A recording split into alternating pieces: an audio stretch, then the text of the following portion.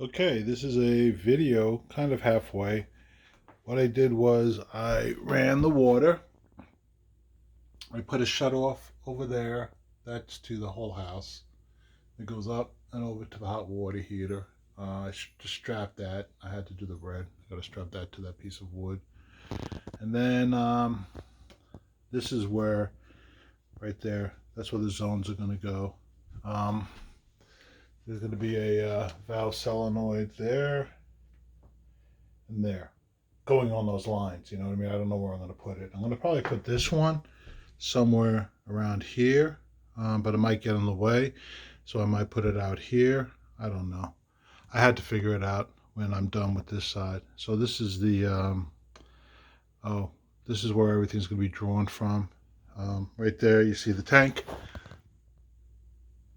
And that's going to go with the bleeder valve on the top, the expansion tank. I had to take that. And I'm glad I did the exhaust first. I would suggest that definitely doing the exhaust first. I had to raise it up a little bit because the other boiler was a little higher. So this one's lower, so I had to put a little extension tube in there. And everything else seems to fit okay. It wasn't too bad. I was able to reuse most of it. I strapped it in. The other ones weren't. The other one just basically just sat in there. So I figured strapping it in would be a little bit better. Anyway, this piece right here, I'm probably going to put it's a 1-inch pipe, so I'm probably going to put a swivel in there using a tiger shark, not a tiger shark, whatever they call them, shark bite. And then this one's going to remain the same.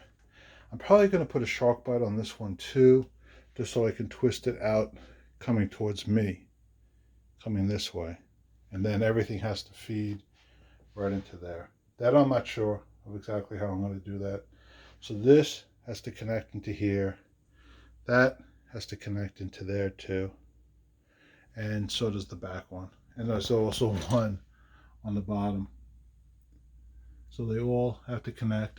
These I think I'm going to join together. I'm going to tee them somewhere down here somewhere.